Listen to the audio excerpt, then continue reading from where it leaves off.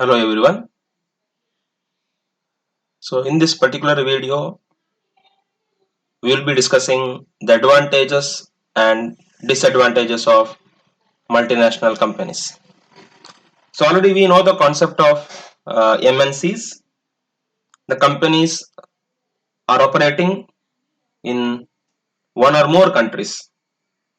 So usually companies having the headquarters in one country, the country is called as the home country here, and the foreign country means wherever they are having their operation through their subsidiaries or associates, branches, or joint ventures or alliances, or maybe the fully owned subsidiaries. So those countries are called as host countries. So for example, for Infosys, India will be considered as home country, and Infosys having their operation in 150 plus countries actually through their branches or subsidiaries. So all those countries are called as host country. Now advantages and disadvantages will be discussed for both home country as well as to the host countries. Now in India, we know that these are the popular MNCs are operating. Now for the companies, actually India will be the host country because the headquarters is, all these countries are like Switzerland or the Coca-Cola maybe from USA, Philips from Netherlands, and Suzuki Motors from Japan, but they are having their operation in India through their subsidiaries or through the alliances. Now let us discuss the advantages of MNC from host country point of view. So we know that MNCs are doing their operation in a large scale as well as they're having their distribution in large scale. So the advantages to the host country will be discussed first. So the host countries, especially the industrial and economic activity will increases because the MNC will contribute to the development of ancillary as well as a service industry in the host country. Ancillary industry means the supportive industries, those who are supplying some components or any raw materials to the production. Next, host country will be benefited by the latest technology brought in by the MNC. So we know that MNC, when we think about MNC, I think the new technology will come to our mind. So definitely I think when MNC will come to the host country, definitely it will bring the latest technology and that will be benefited to the host countries, and the domestic companies also can also get the benefit of the latest technology by the MNC.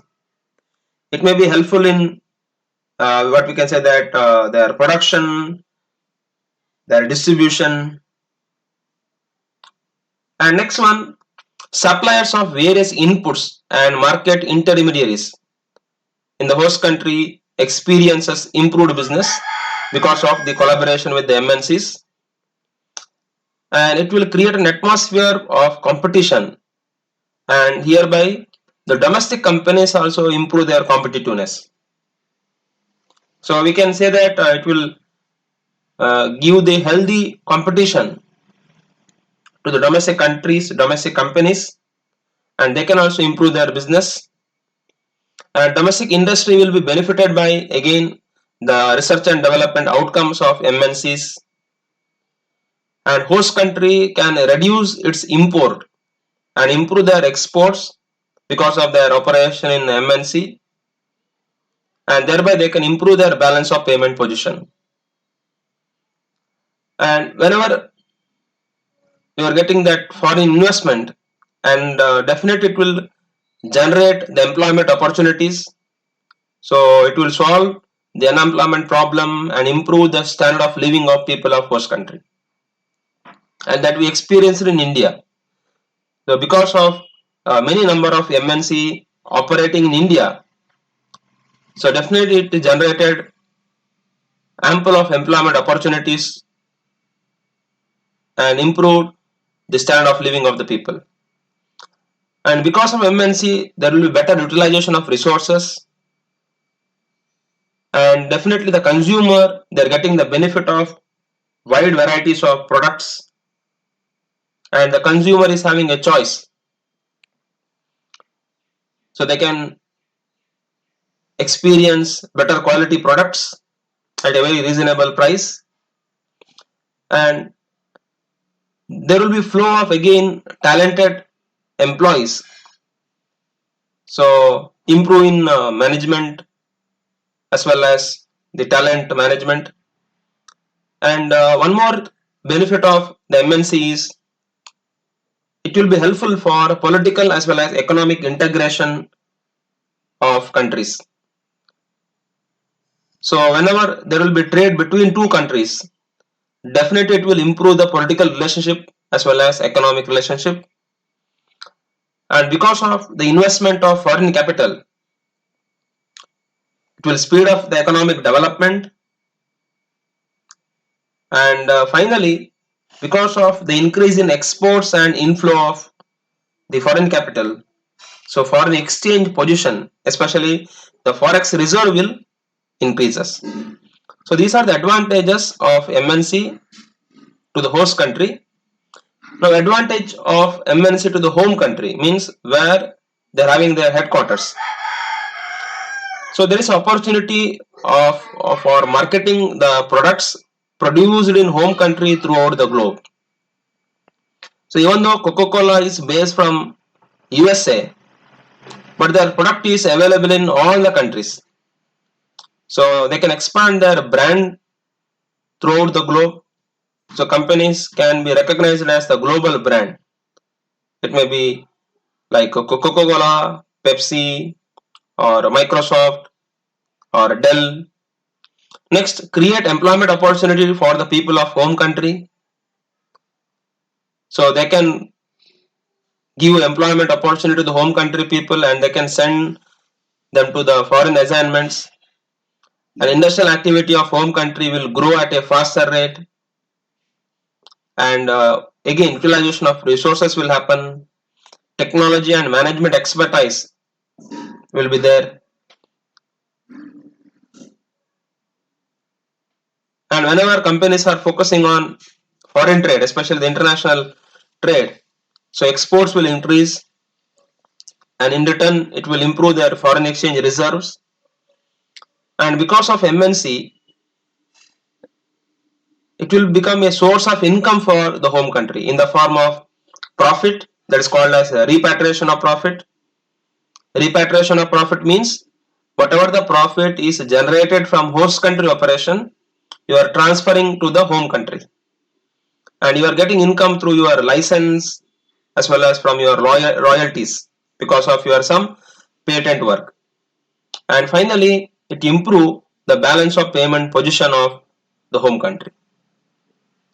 Now, MNC culture is not free from limitations. So MNCs also experience some disadvantages or limitations. So limitations of MNC will be discussed now. First, from viewpoint of host country. Now, very important is sometimes the technology developed by the MNC may not suitable to the developing countries. So this we experienced in some country because some countries still now they are having a labor intensive technology, and whatever the capital intensive technology brought by the MNC, so that will not solve the employment problem. And the operation of MNC can be threaten the national autonomy and sovereignty, and can affect the functioning of the host country government. Actually, once we experienced that, so East India Company came to India based on the intention of trade, but later they acquired territories and they started ruling our country.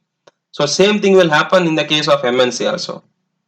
So ಇಲ್ಲಿ ಒಂದು ದೇಶದ ಅಸ್ತಿತ್ವಕ್ಕೆ ಅದೇ ರೀತಿ ಒಂದು ಸಾರ್ವಭೌಮತ್ವಕ್ಕೆ ಒಂದು ವ್ಯತಿರಿಕ್ತ ಪರಿಣಾಮವನ್ನು ಬೀರುವಲ್ಲಿಸಲು ಈ MNCಗಳು ಕಾರಣ ಆಗ್ತದೆ. Next, it can be threat to the domestic industries in the host countries. So definitely they can adversely affect the host country domestic industries, because we know that MNCs are basically large scale operation, doing their large scale operation, and they are technologically very fast, and sometimes they can dominate the market in the host country and tend to acquire the monopoly power, and many local entrepreneurs, they are compelled to close their business. And if the MNC will give employment opportunity to only to their home country people, so it will not solve the unemployment problem of host country, because it will not create any employment opportunities to the local people, and especially the local people are not given the managerial positions also, and might exploit the natural resources indiscriminately for their selfish motto, because they are having only profit motive. So they can exploit the natural resources of the host country, and they can pollute the environment, and repatriation of profit, it will happen in the form of payment of royalty and dividend, and thus can deplete the forex reserve of the host country.